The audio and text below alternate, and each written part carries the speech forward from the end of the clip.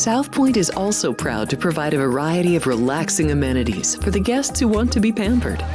Soak up the sun and let your stress melt away in our lagoon-style paradise swimming pool. A relaxing getaway where you can bask in the desert sun and enjoy seasonal food and bar service poolside. And if you really want to escape, come to Spa Costa del Sur. From couple suites to a co-ed wet area, our spa caters to business and leisure travelers who want to unwind and elevate their senses. A visit to one of our spa's steam, sauna, or whirlpool treatment rooms will leave any guest feeling like they can take on the world. Our gaming amenities include over 60 table games and over 2,600 of the most popular slot and video poker machines. We have penny slots, including the popular Buffalo games, and real machines like Wheel of Fortune, Triple Sevens, and Megabucks. If you prefer video poker, try Deuces Wild, Double Bonus, or a variety of multi-denomination games. Or try your hand at one of the most popular casino table games in the world, Blackjack.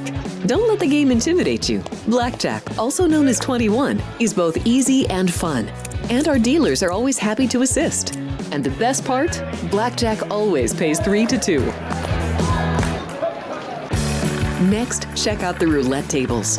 Roulette is one of the easiest casino games to learn, and so much fun to play. It's a favorite of both beginners and seasoned players. In addition to blackjack and roulette, our casino pit features over 60 popular table games like Baccarat, Pai Gow Poker, 3-Card Poker, Ultimate Texas Hold'em, and Mississippi Stud. So get out of your room and come join in the fun.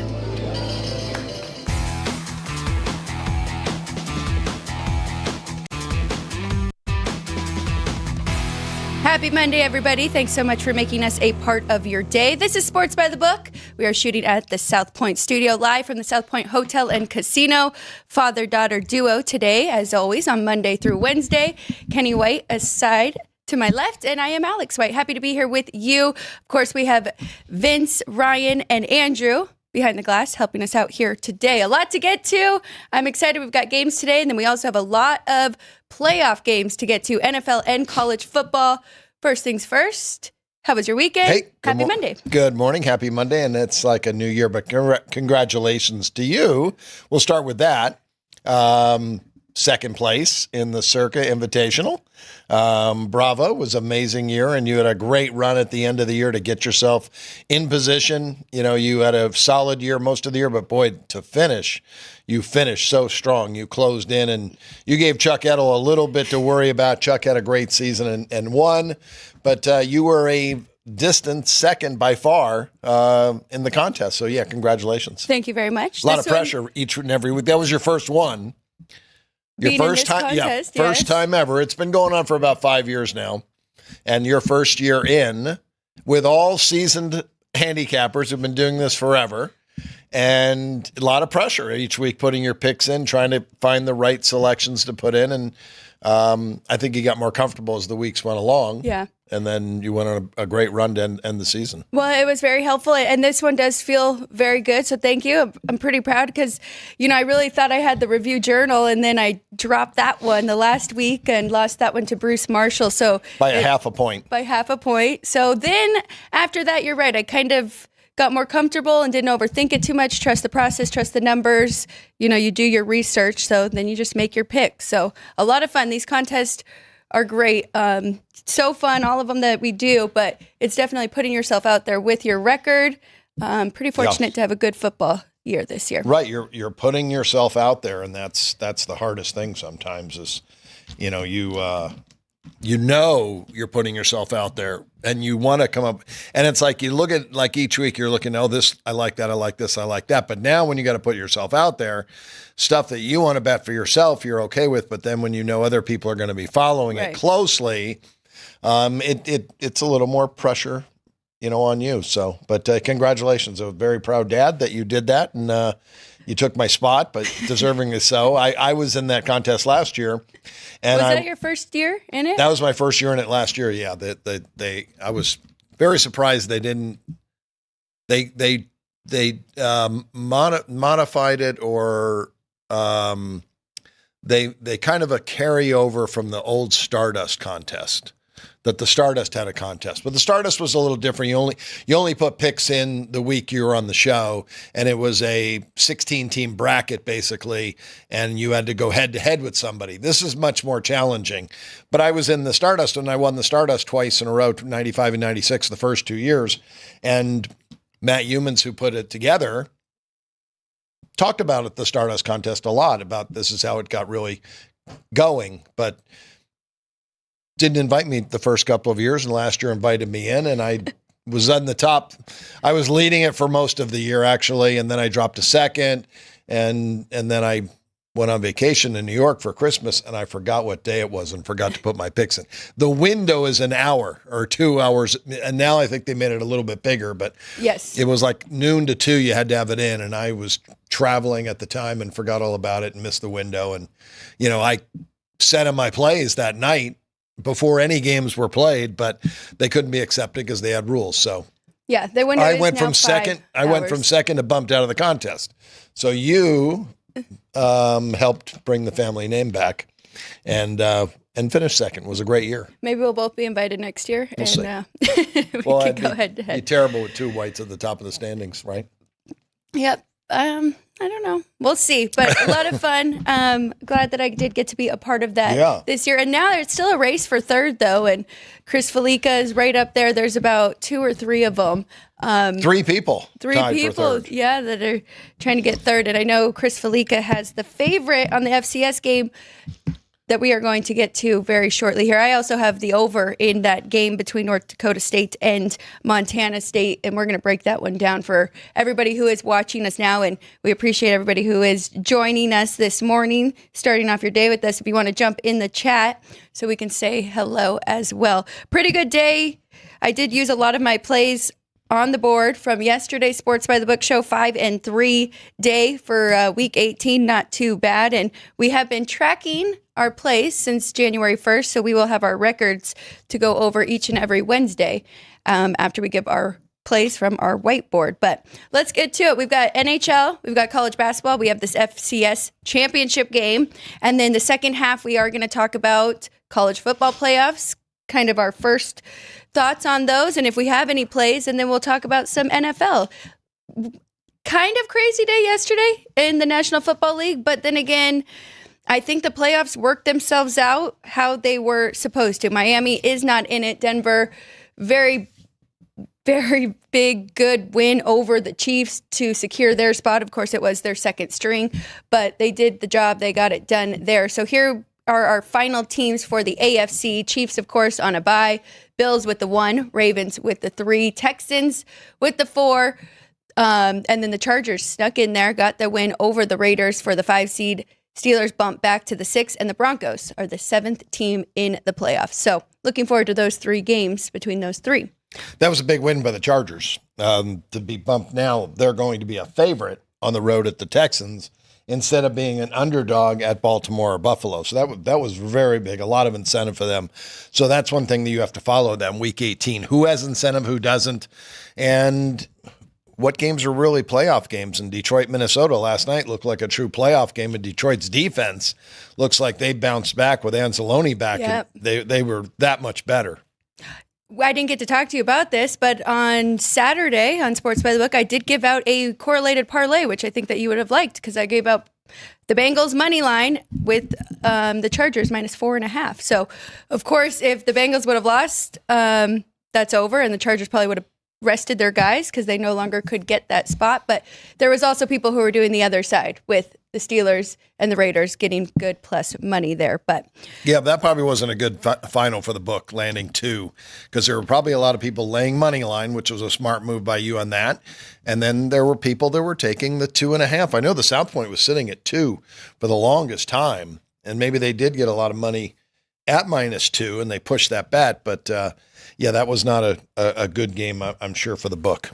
Let's take a look really quick at the NFC picture, and of course we will get into this more in depth in the second half of the show, but as you mentioned, the Lions, big win there, well deserving of that 1 seed in the NFC. Eagles number 2, Bucks 3, Rams 4, and then we have Vikings who fall all the way to the 5 seed, even with that great year that they have had, Commanders 6 and Packers 7. So right off the bat, we get Green Bay and Philadelphia in the first round. So it should be a lot of fun here with all the teams that did make it in the playoffs. Yeah, 2 really good quarterbacks there.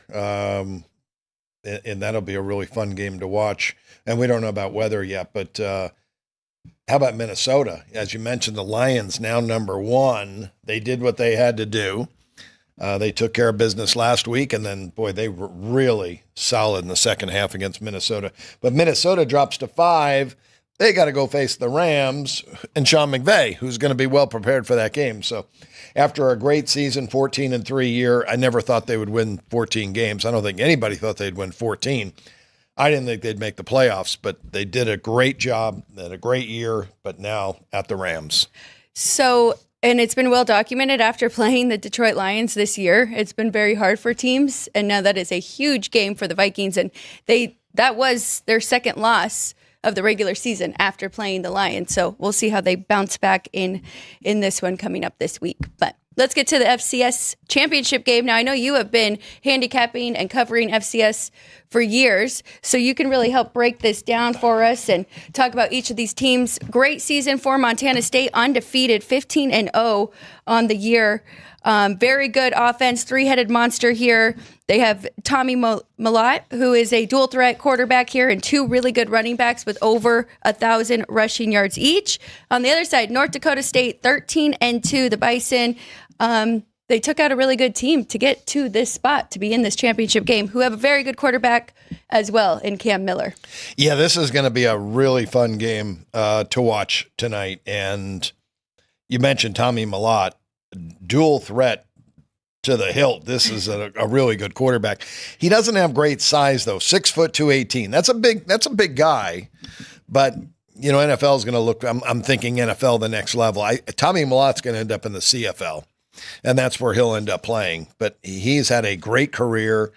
53 touchdown passes to only 8 interceptions, and he's rushed for over 3,300 yards. He's passed for over 5,800 yards. So very experienced quarterback for Montana State, but we have the same thing for North Dakota State. Cam Miller, 5th-year senior.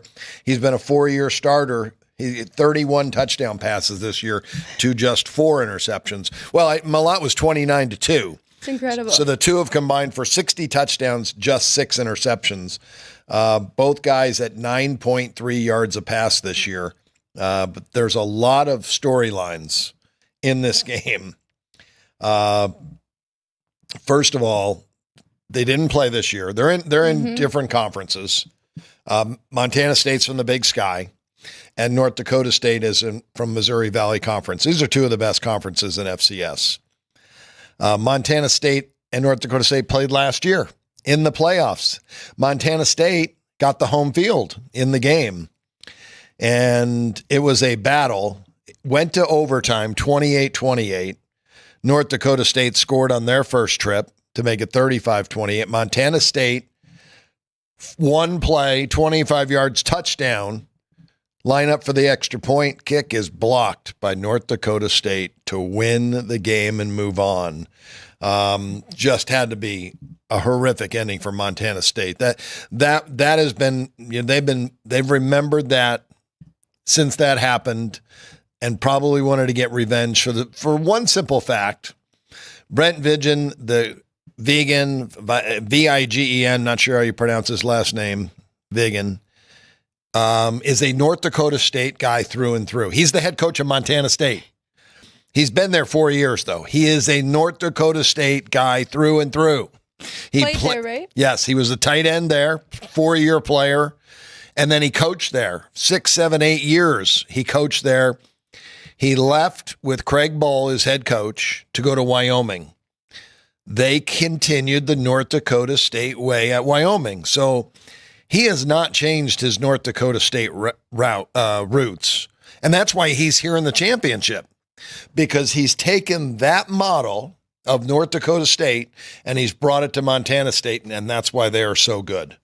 They are a mirror image of each other, these two teams. So Tim Polsek, the head coach of North Dakota State, has great roots of his own. He was a quarterback in college, but at a D3 school. He was an assistant at North Dakota State for many years. I'm sure these two know each other extremely well. They were probably on the same staff. Polsek left and took a job at Iowa under Kurt Ferentz for 4 years as the offensive line coach. That's Kurt Ferentz's specialty. He taught Polsek everything he needs to know about the offensive line in 4 years. At the end of 4 years, Brent Vigen was still at Wyoming, and he left. He left Wyoming to take the Montana State job.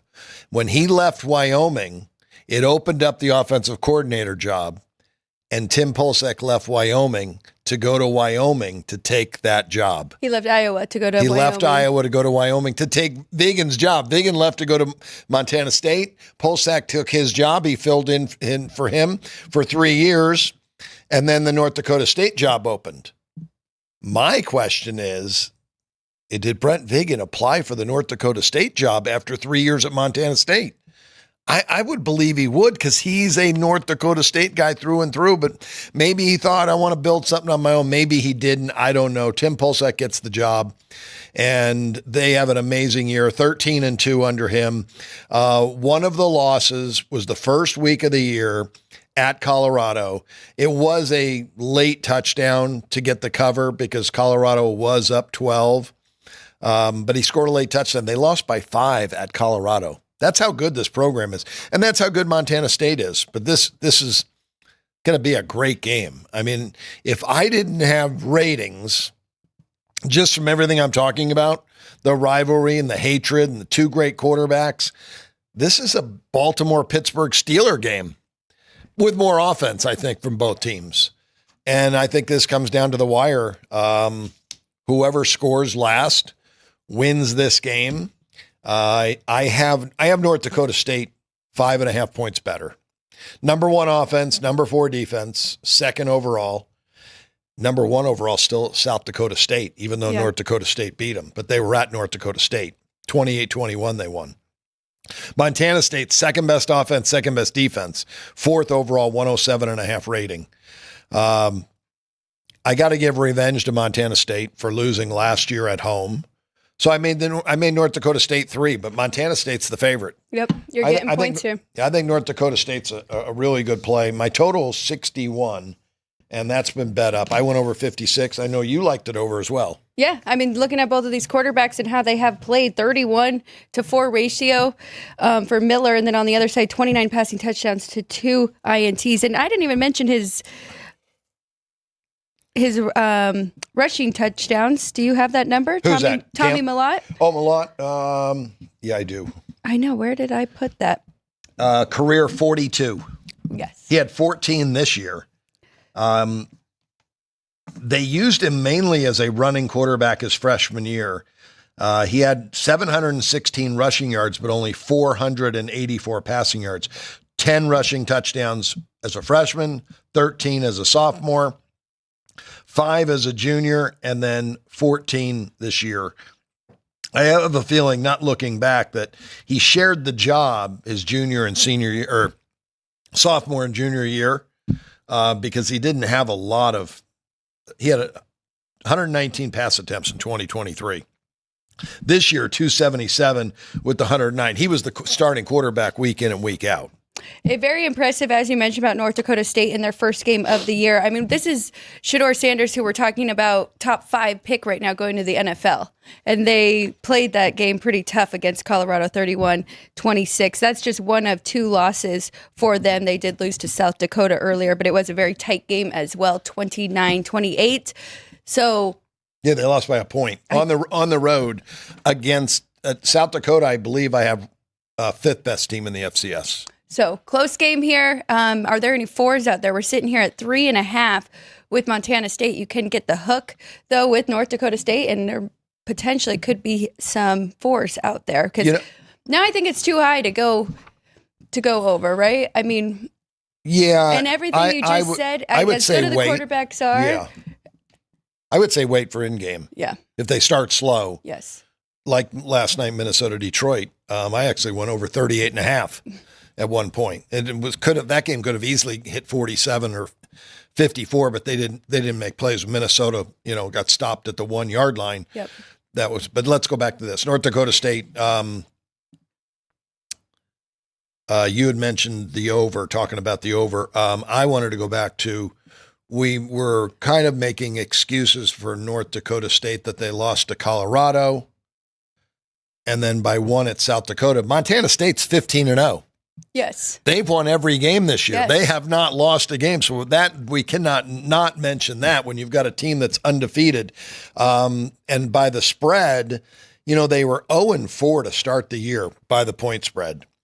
But since that time, 9-2 ATS to finish the season, the last 11 games of the year.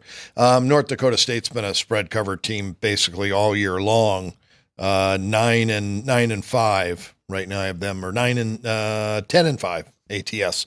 So, both really good. I just think this is going to be a battle. Both these teams are going to be so many players for both teams that were in this game last year, and it's going to be a war. I think that both quarterbacks can match each other's scoring and go back and forth and put up a lot of points. A lot of fun. I'm glad that you gave us the whole storylines as well, because I am very intrigued, excited to watch this game, but that just adds to it. So we'll see who will be the FCS champion after tonight. It's And South Dakota State has won the last 2 years, correct? So yes, South Dakota State. North Dakota State was the program under Craig Ball. They were winners every year. And then when he left, South Dakota State started to get better and better and better. And they won national championship. I think they've won maybe 4 of the last 5. Sam Houston State may have won 1 in there, but I don't have all the winners in front of me. But South Dakota State has been the powerhouse. But their coach left, and they just had a new coach, and their coach just went to Washington State, took his entire staff to Washington State. So shows you these teams are really good, though, these FCS teams. And these two tonight would have both had a winning record in FBS if they played if they played in the Mountain West. North Dakota State could have challenged Boise State for the Mountain West. That's how good North Dakota State is. So it'll be a great game to watch. Let's go ahead and move to, we've got 4 college basketball games on the board, unless we are going to dive into some extra games here, but just 4 big games, and then we have 4 hockey as well. So we'll get through those, and then when we come back after the break, we'll dive into some playoff games. So college basketball, we've got South Florida, Wichita State. Wichita State is an 8.5-point favorite at home, and the total 155. I made it 8.5 and 151. So the side's right on, the total's right there. And when I look at my sheet, there is a lot of blue. Both of these teams love to run, and both are very, very good offensively. Wichita's a pretty good defensive team too, though. So there's really not much there. I could never bet it over with my number at 151. I'm lower than the total. I would more try to make a case for the under, but I can't because the pace of the game. Well, the home team, better defense. I guess that's one way you could make a case for that under, but Wisconsin 1.5 on the road against Rutgers, total 157.5. If I was Rip Van Winkle, I'd be completely surprised when I woke up to see that Wisconsin scoring 100 points in a basketball game. They just, I don't know what it was, 110 or something like that against Iowa, and they put up 100 against Arizona earlier this year. This team can score. Wisconsin's been a slow down defensive rebound team for so long. And now they're one of the best offensive teams in college basketball. And Rutgers runs. But my total, I just couldn't make it high enough. I have Wisconsin 2.5 and 154. It's 156.5. The way these two teams play offense and the way Rutgers runs now, my total is probably too low. That game probably goes flying over. Well, you said 156. It looks like it is moving up now. Currently 157.5 here. Up a point. So Ohio State, 5-point favorite at Minnesota, total 136.5. Yeah, I like Ohio State. I made them 10.5, 123.5 the total. So I like the total under, and I like totals better, and I don't like favorites. But so I will lay the 5. I did lay the 5 with Ohio State, made a 1% bet on it. Jake Diebler's in his first year at Ohio State. I think he's done a decent job. Ben Johnson from Minnesota now in his 4th year. His team has been below average in the offensive category. They've played extremely slow. I had some really slow numbers from him early in the year, and I thought, what is he doing? Did he completely change the offense? And I think he has, but they struggle so much offensively that he's had to play slow, and they're much better on the defensive end. So that's why I like it under. I think it's going to be a slow pace, low possessions, and low scoring from Minnesota. Ohio State, definitely the better team. I mean, they're very balanced offense and defense right there, about 30th in the country. Does it worry you at all? They are coming off a loss to Michigan State. Well, they always look to bounce back. Okay. And I always say teams learn more from a loss than they do a win. So coaches make adjustments, and the practices are a little bit more difficult after a loss. So, That's even more reason. Players know it's a wake-up call, but Minnesota lost as well their last game. I think they're 0-3 in the conference, or they could be 1-2. I think they have the same record, which makes me feel good. Motivation-wise, they both play hard. This is a good time of year to bet college basketball because this is what's most important is the conference. These teams want to win the conference to set themselves up for seeding for the conference tournaments. Minnesota is 0-3 right now in Big Ten play, yes. So, but I do like that. I was thinking of a letdown, but that's after a big win. So Ohio State will be ready. Well, and even after a big game, you could have a letdown. It was Michigan State. Yes. That is always a big game for Ohio State, but Michigan's the bigger one. That's the one Ohio State shoots for. When they play Michigan in any sport, they hate each other. Michigan State is the other guy. It's a good game for them, but it's nothing like the Michigan game. I was thinking Tom Izzo, so he's got that program. Oh, there's no doubt Izzo's got it, and that's why it is a big game, but it's just not like Michigan, no matter what. So. All right, we've got Houston, and it's a low total. They're a 19-point favorite hosting TCU, total 128.5. I don't think it's low enough. It can't be with Houston, and I've done well with Houston unders this year. They are 8-5 under. TCU 7-5 under. The key to the game, we know how good Houston is defensively, but TCU's a top 20 defensive team with an average offense or below average offense. There's going to be less than 60 possessions in this game, and Houston's going to have TCU is going to have a hard time getting even anywhere near 50 points. Well, and we just saw Houston hold BYU to 55, and that one did go over, but that was a stay away over the weekend looking at those two. But so now I think we could get an under here between these two. Do you have BYU is a good offensive team? Yes. So let's look at BYU, 29th best offensive team, and their defense is rather lacking. TCU completely opposite, where TCU plays really good defense. And I like to look at comparable scores. Is there anybody comparable to Houston? Their last game against Kansas State was 63-62. South Alabama was a slowdown game, 58-49. They really don't have any other games on their schedule, that resemble Houston in a slowdown way. That's the tough part about it. It's hard to, duplicate Houston and what type of defense they play. So let me look at Houston and tell you when they have played somebody that plays defense. Okay. San Diego State. That was surprising. High scoring game, 73-70, but San Diego State does like to run, and they've got a really good offensive team. Auburn as a great offensive team, and that came 143. But again, those are kind of different teams. Well, here's a good one. Oklahoma State. Houston beat Oklahoma State 60-47, 107. They beat Toledo 78-49, 127. That's right around the number. Troy 62-42. Butler 79-51. I mean, their defense held their last six opponents to 51, 42, 49, 51, 47, and 55. That's why TCU's not getting 50. in this game. No, and exactly what you said, BYU, they are an offensive team, and they held them to 55. And they only scored 55 against TCU's defense, or Houston's defense. Yes. Do you have any that jumped out? Did you look at the extras? Because I didn't know if we wanted to go all the way down there or if you just have a couple that you liked. Yeah, I don't think we need to go through a lot of them, but the very first extras, Pine Bluff against Alabama State. And Alabama State is an offensive team that runs, and they just play crazy basketball. They want to go up tempo. 163 is the total. And I made it 187. I hate when this is the second game of the conference, but Arkansas Pine Bluff's the same way. They play extremely fast on offense. They cannot stop anybody defensively.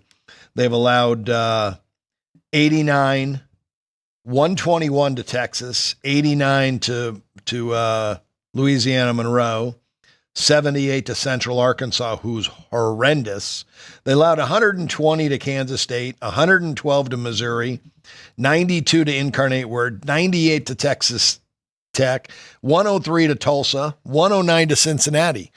Arkansas Pine Bluff can't stop anybody, so Alabama State's going to put up a big number on them too because of the tempo of the game and pushing the basketball. So that was that stood out right away as a play. That is the over of the day, and I think we know who your dog is going to be for punchlines later. But let's get to some hockey then. Let's do it. See what hockey plays we have on the day. Break those hockey plays down. Okay, we're starting with Washington and Buffalo. Buffalo has been much better since that short little break. But Washington, we still are on Ovechkin watch here. He did score another goal. I need to figure out how many he still has to go.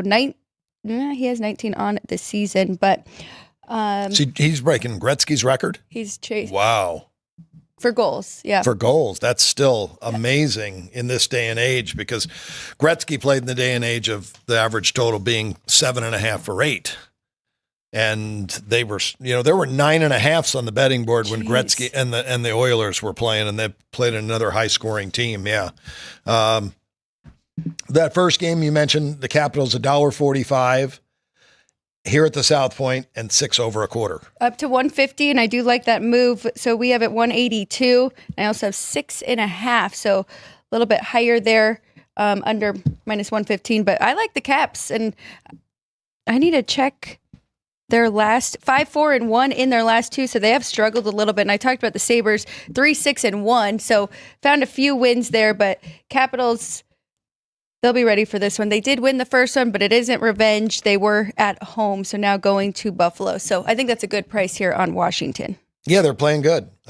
You'd mentioned Buffalo turned things around, but they've lost their last 3. Yeah, so maybe now had tougher competition. All on the road? Oh, yeah. Okay. Yeah, because they had won their last home game, so they have played better at home. Thank you, Ryan. The Capitals coming off a win over the Rangers. Okay, but let's go. I think that's where the play. I'd like to play that type of game, though. It reminds me, I don't know, of baseball. And in baseball, when I have the visitor a favorite like that, I know I'm going to get my full complimentary of at-bats, so I will lay the 1.5 in baseball.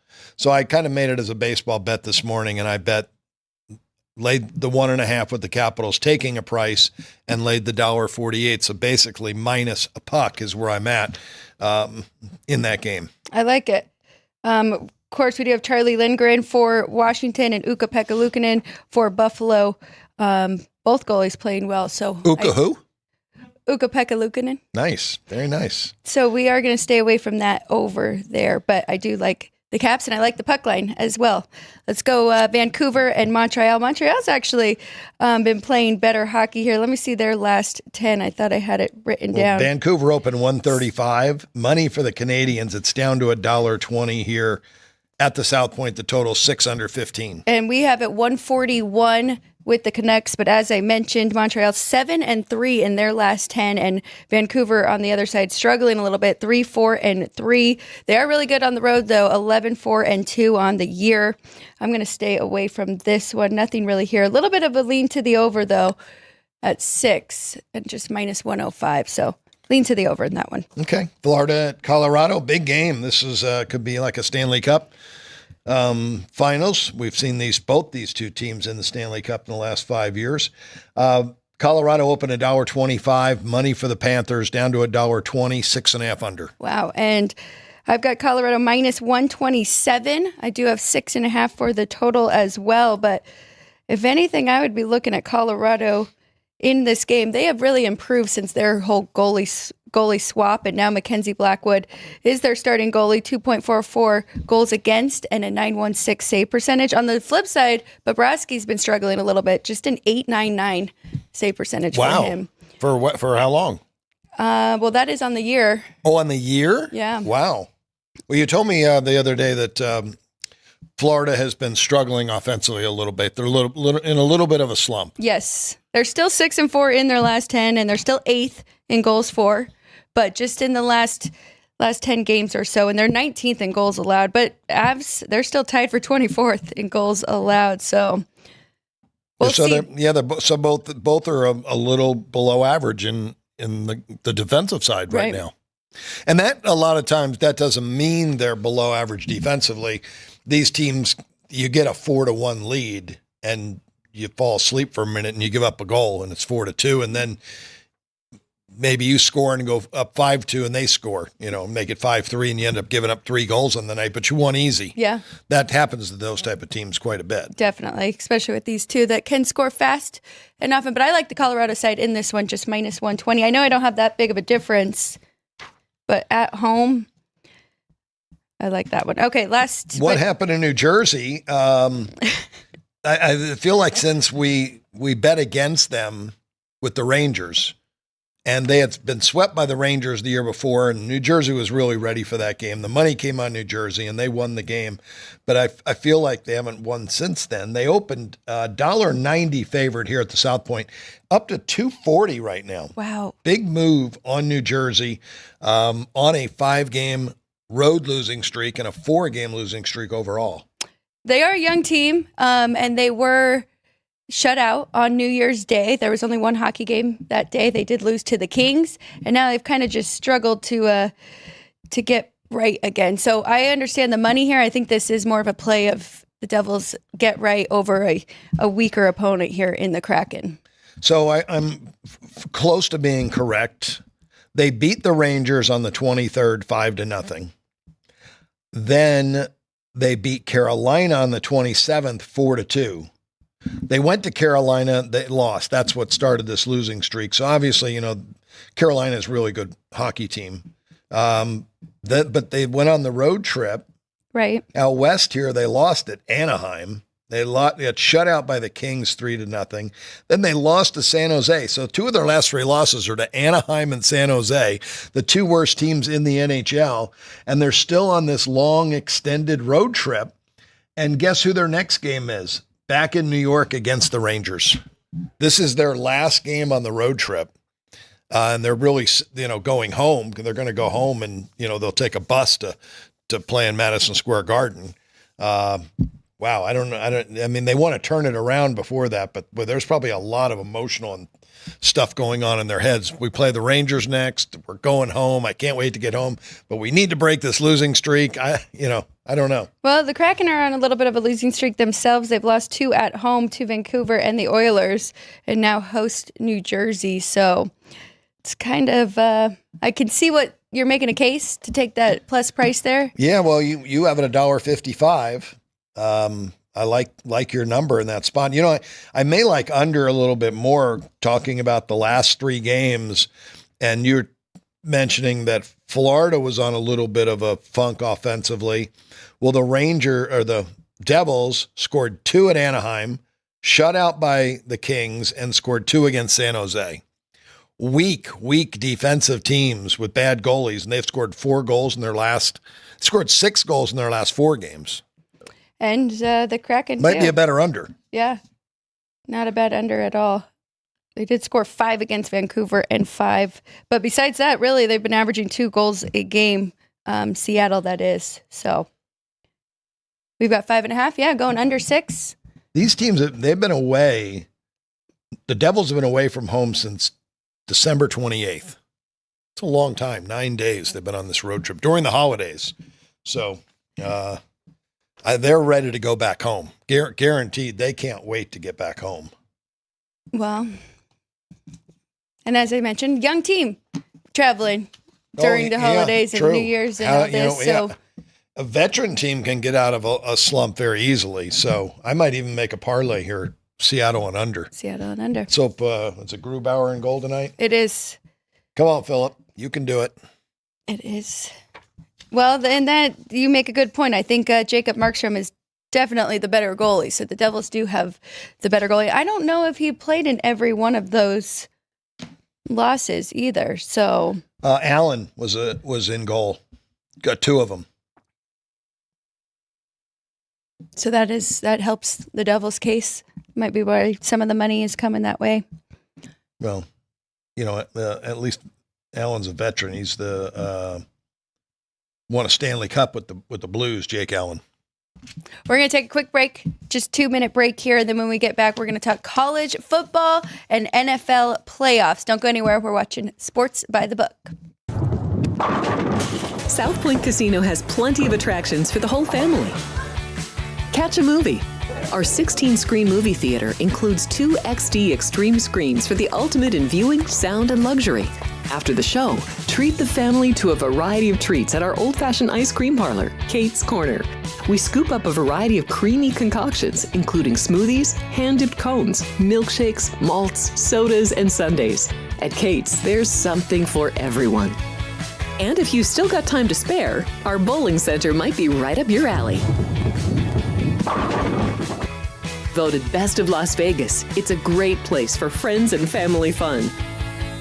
64 lanes, a pro shop, snack bar, and arcade. And while the kids are bowling, you can play slots and sip on a drink in the Alley Cat Lounge while overlooking the lanes. For our more serious and professional bowlers, the South Point is also home to a separate tournament bowling plaza. Get ready to laugh with Punchlines with Frank Nicotero. Join Frank and his team of featured guests for your daily dose of comedy. Reno, the Pittsburgh of the West. Poison. Yeah. Poison. Sports. F for Falcons, Alex. We were talking Derek Carr for MVP after 2 games. Who's we? Okay, me. I was. And the funniest social media posts. People want to show off their food. Boom. Wiener on a guy's shoulder. It's the dark tones. We bleed blue. It's your one-stop spot for great laughs and a good time. Find us on YouTube at Punchlines FN. And join the chat live weekdays at noon Pacific for the ultimate blend of jokes, sports, and viral fun.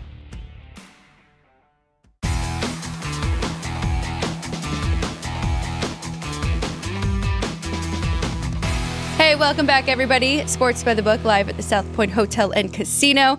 Alex White alongside Kenny White. I'm going to go through the chat quickly. I appreciate all of the congrats and everybody jumping in. I love that Flo said second is the best. But thank you, everybody. Vince, Vicarious Vegas, Flo, who is in there, Ben, Dean Hilt, JR. Thank you, JR, and for sending out my weekly best bets on Sportsbook Wire. And then we've got Keith Lyle, Nick's in there, Ryan, and that looks like it's it. We appreciate all of you. So thank you. Let's go ahead and move to some college football up next. We're going Penn State and Notre Dame. I'm looking forward to this game. 2 really good quarterbacks. Drew Aller is having a very good year for Penn State. And on the flip side, Riley Leonard, and we saw him have a very good game the last time out. Will he be able to use his legs and make the plays that he did against this Penn State team? That is the question. Notre Dame is the favorite, though, here at the South Point, 2.5, and the total 45. This game will be played on Thursday. It is the Orange Bowl, Hard Rock Stadium. Without Riley Leonard running the football, I don't know if Notre Dame gets by Georgia.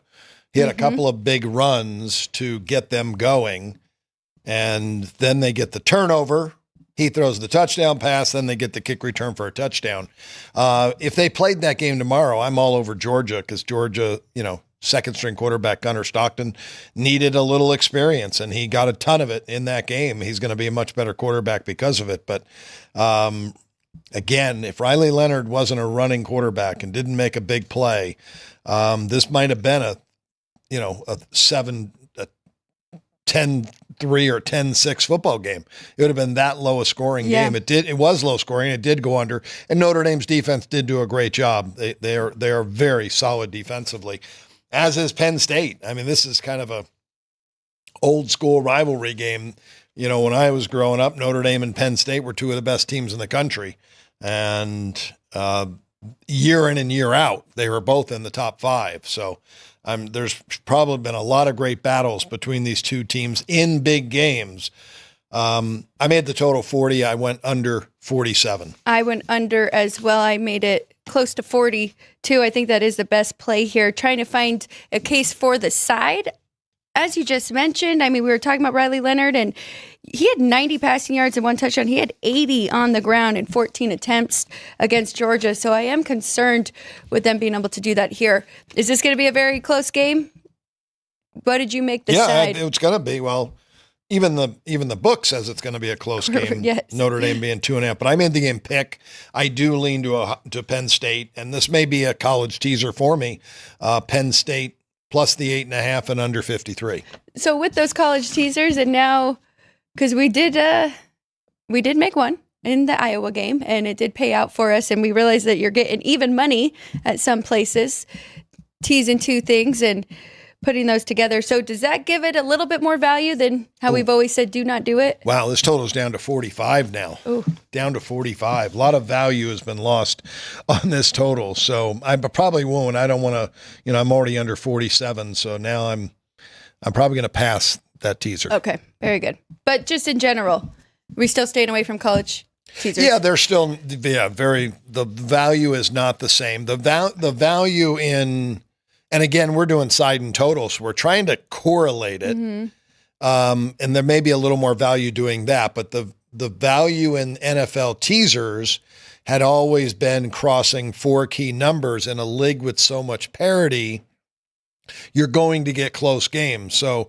we were teasing down the better team from 7.5 to 1.5, and teasing up sometimes the dog from plus 1.5 to plus 7.5, and you're crossing those key numbers. The key numbers in college are not the same. Right. The value of those. So I think if I did the numbers though, and you used every game of a point spread of 6 or less in college, you might find out there is some value. 6 or less. But there's no value teasing a 11-point favorite to 5, right, or a 14-point favorite to 8, a 21-point favorite to 15.5. A lot of people do that. And that's where the money's made by the book. So there may be value in college football because those are some key numbers, and those key numbers are probably at a higher percentage in those competitive games. I'm looking for my numbers where I did make this game, but while I'm grabbing that, let's go ahead and move to the next game here. So both of us do like the under here at 45, lean to Penn State. Let us know in the chat if either of those are your teams, Notre Dame or Penn State, and who you are rooting for. Let's go to the next big matchup here, Ohio State and Texas.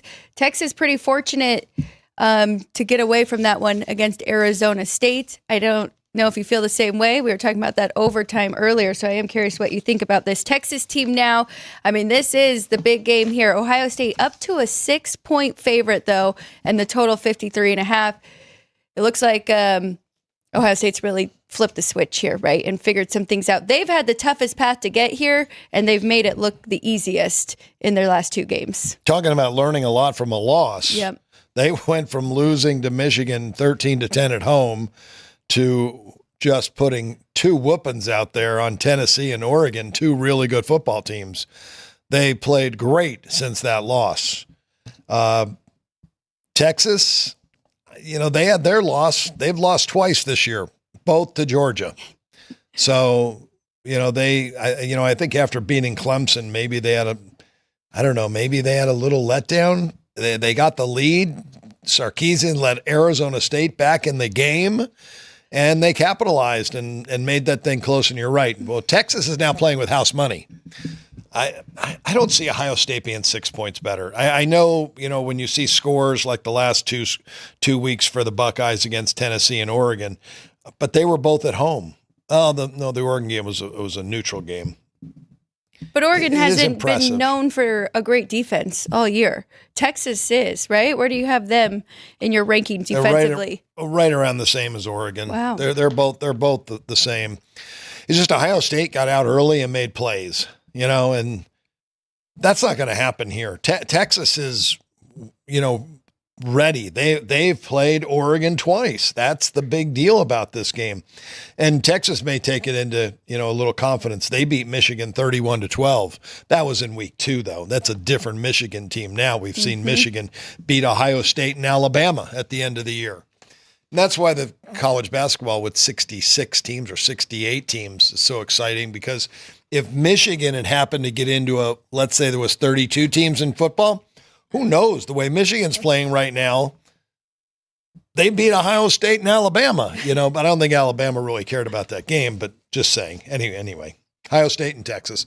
I can't make it 6. I made it 1.5 Ohio State. I like Texas. I made it 3.5 here with Ohio State, but that's still, I think there's enough value there to take the 6. But do you think we'll see a 6.5 or a 7 before this game on Friday? There were some 6.5s out there, I thought. I did too. But now they're all 6s. They're gone. I was hoping it would go up. I wanted to take 7. But again, I don't know if Billy Walters was still in the market betting. I could say, maybe he was trying to push the number up or push it down one way or another. But he's not, in that type of betting right now. My thought was somebody's trying to keep it down. Yeah. For when the market opens up and maybe wants to bet Ohio State. We still could see 7. We could see 6.5 at least. I think we'll see 6.5 because the general public money in this game probably will dwarf the professional money. Wow. Yeah. That's a lot. Yeah. There'll be a lot of people betting that. Everybody's going to bet it. All of the anyone in sports betting and betting college football all year, and they'll bet a little bit more in this game. It's a Friday night game. Yeah. What about the total here? 53.5. I made it 50. So lean to the under, 3.5 point difference here for me. And talking about Texas's defense, which I am shocked that you have Oregon. I guess I'm still thinking about Oregon and how many points they gave up to Penn State in the Big Ten championship game. But defensively, True. I know they won that 45 37. On the year going into the game against Ohio State, Oregon's median was allowing just 15 points per game in their 4 road games, their 4 biggest road games, UCLA, Michigan, Wisconsin, and Penn State. Now, when you think about that, the first 3 that I named, UCLA, Michigan, and Wisconsin, do not strike fear into you about offensive juggernauts. The one offensive team, you're right, that they did play was Penn State, and they did allow 37. Texas, their median points allowed in their road games is 11. So I only made this total 46. I did make Ohio State 3. I think I bumped them up a little bit. So I said 1.5, but I made them 3. 3 and 46. 3 and 46. So I didn't bet it yet. For some reason, I thought this total may go up. It's held steady at 53.5, but I'm going to bet it under. Both these games both games at the under here, especially their more meaningful games, getting down to the end here. Now, quickly, I do just want to go through our NFL numbers and what the book has. It's getting tougher and tougher, Dad. I don't have very many differences here in the NFL looking at these playoffs. So I might have to adjust a little bit, right? And that's why we say the other 25% is the tangibles. Right, but, Well, and I mean, maybe I don't need a 2.5 point difference on the side. Maybe a 1.5 is enough to make a play here that we're getting down to the end. Well, if you want to make a bet, but you want to keep that very conservative and bet 1%. Absolutely. Again, stick to the process. You make your numbers and then compare to the betting line, and then you make your bets, and you can do your research and come up with points why you should bet that team. If you can't find any points why you should bet that team, maybe you just pass the game. Yes. But yeah, the numbers are going to get more difficult. Why? Because the books, the players, the number crunchers, the odds makers, the bookmakers, they all have more data now, and those numbers are going to get closer. We've all been adjusting all year long. We all have our power ratings, and now they're so instead of forcing a bet closer and changing your process now, I would just pass. Okay. Just pass. let's get your numbers here. The Chargers in Houston. LA is a favorite here. 2.5 at the South Point. I see some threes out there. Total 42.5. So I made it 2. Chargers 2 here and 42. So I am right on it. I guess a lean to getting the 3 with Houston. Yeah, and I didn't go back to look for playoffs and if how much lower playoff games are than regular season games because there's so much more meaning.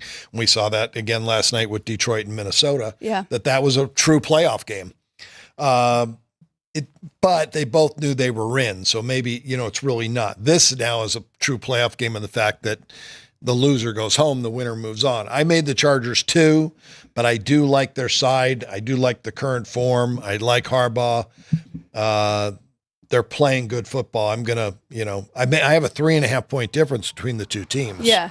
Well, I made the total 40. It is tough to bet against the Chargers and Harbaugh, and they have been covering these numbers. Even on the road, they've been very good. And they're the number 1 defense in points allowed right now in the league. So this is going to be a tough one. But that does lean to the under a little bit here. I was impressed with Houston after coming off that Christmas game against Baltimore. They did play their guys to try and get in form here for the playoffs. And it was Tennessee, but they still did win 23-14 in yesterday's game with a little bit of confidence going into the playoffs.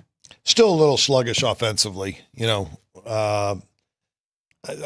just to me, current form looks like the Chargers are just playing much better football right now. So, but Houston's got talent, but I'm not going to bet the game. I'm just going to pass. I wish I would have gone under 44, but I didn't. And now that number's gone. And, basically this is a pass game to me. Okay. Well, here we go. We've got Pittsburgh and Baltimore. The Ravens are 9.5. We just saw these two play each other, and the Ravens closed 8.5, I believe. Total here is 44 at the South Point. This one did open 46, and now we're seeing money to the under. I actually have this game higher. I have it 49.5, and I have the Ravens 11 at home over the Steelers. I have it 48.5, the total. I have Baltimore, had them 12, but I did take off 2.5 points for revenge because they lost the last game at Baltimore. Maybe I shouldn't. They both won into each other's place. Yeah. I probably shouldn't take that off, but I guess I lean to Baltimore. I think they're the better football team. And as I mentioned, Pittsburgh's had a great year, but when they step up against the elite competition, which Baltimore I think is elite, I think they're the best team in the league and at home. So I'll lean to Baltimore here. It's a lot of points. So in a playoff game, you'll have to go back and look at that too, how the underdogs do if they're getting almost. Yeah, I think, again, go back to the college football playoff. Yeah. The first week, the 4 home teams all covered. They were the better team playing at home, no travel, less to worry about. And I believe over the years, this round dictates that the home teams cover as well. Okay, very good. Trying to make a case there for the Steelers, but it's kind of tough. And the Ravens are playing their best football right now. We do need to check on, it was Zay Flowers, right? That was injured, right? Saying yes. So I hope that they do have him available for this first game. Going to Denver, they have to go to Buffalo to face the Bills. Another big favorite in this one, 9-point favorite here at the South Point, total 47. I'll let you give your numbers first on this one. As you said, things are getting tighter and tighter with the numbers. I made Buffalo 8, and I did give 3 points for home field and a total of 51.5. Again, check the weather. Orchard Park, very windy stadium. And if it is, I'll probably take a touchdown off my total if it's 15 to 25 miles an hour. But as of right now, I lean to the over. I made the Bills 7 and the total 49, so a little bit of lean to the under. That's almost a play for me there, taking the 9 here with Sean Payton's team and the Broncos. Yeah, Sean Payton's a good coach, but Buffalo is, I think, all around a better team, both offensively and defensively, especially in the offensive side. Ooh. Denver's had a nice year. I could make a case that Denver's a better defense. Really? Than Buffalo? Yeah. I have Buffalo 9th and Denver 14th. Oh. Buffalo has been in plenty of shootouts this year, but they do find a way. Again, when you're in those shootouts and you've scored a lot, sometimes you give up more than you normally would if it was a closer game. We'll see. And we'll have to break that one down more to see if you are going to be on the over and if I will be taking the points there with the Broncos. 3 more games to go through. We've got the Eagles hosting the Packers. I teased this one earlier. It should be a really good game. Philadelphia, 4.5, total 45.5. We have not seen Jalen Hurts the last 2 weeks.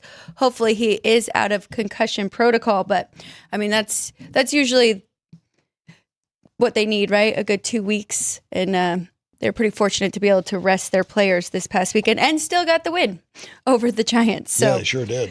That was pretty impressive. I made the Eagles 3.5 and the total 47. Really nothing here for me. Yeah, and Hurts is listed as questionable, but I believe he's going to play. Kenny Pickett would be able to go this weekend if not, which is still a 4-point drop-off, but I would be on Green Bay at that point. I made Philadelphia 3.5 and 48 here. Lean to the over. Again, 2 really good quarterbacks, but make sure that you check the weather there in this game. Now moved 2-5 here at the South Point. So thank you everybody behind the glass who is keeping us with the right numbers there. If it goes up any higher, I might have to take the points here with the Packers. Let's go Washington and Tampa Bay. The Bucks are a 3-point favorite at home and the total is 51. What are your numbers first? I can make Tampa 3 in this game. I have the power rated out equally. So it's just home advantage for me. So I'm right on the number, but I made the total 57.5. Both offenses, I think, can go up and down. I don't think you're gonna have to worry about the weather in Tampa. It'll be a 8:00 kickoff Eastern.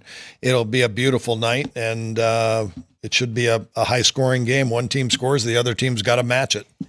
I can't fault you for that. I mean, we just saw Spencer Rattler put up plenty of points against Tampa Bay's defense yesterday, so I'm sure Jaden Daniels and company will be able to do the same. I made the Bucks 5. I have them 2 points better than the Commanders, so to lean to the home team for me. Total I have sitting at 53.5, so a little bit of a lean to the over as well.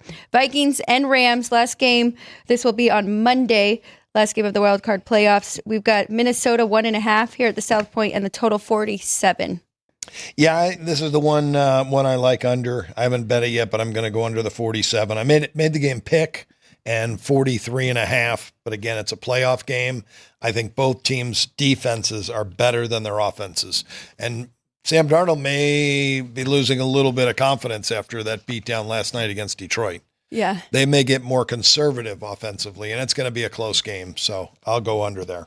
Under the 47. I made it 46, and I made the Vikings 1.5 where it is right now. You made it pick, so we might be able to break this down more and see if we can make a case for the Rams to win that one outright at home. I would look at a teaser there plus 7.5, but again, if you're laying $1.40 or $1.45, forget it. It's just not worth it. Maybe teaser, the juice will come down in the playoffs. I'm not sure.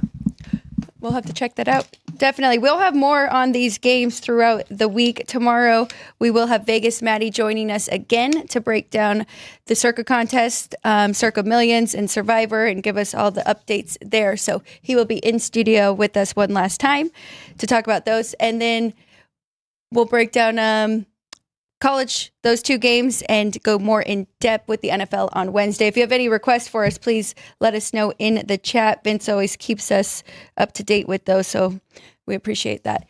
Thank you, everybody, for joining us today, this Monday, January 6th. We'll be back tomorrow, the 7th, same time, 9 a.m. 2 more great shows coming up today, though, here at the South Point Punchlines. Go to Punchlines FN. That will be at noon with Frank Nicotero and myself. And then we've got Football Frenzy back today at 3 p.m. with Ryan McCormick and Jeff Parles. They will be going through all of the playoff games for the NFL. So make sure you join them at 3 p.m. right here on the Sports by the Book. Dad, thank you. Yep. See you again tomorrow at 9 a.m. Thank you, everybody behind the glass. Thanks, everybody in the chat. You've been watching Sports by the Book.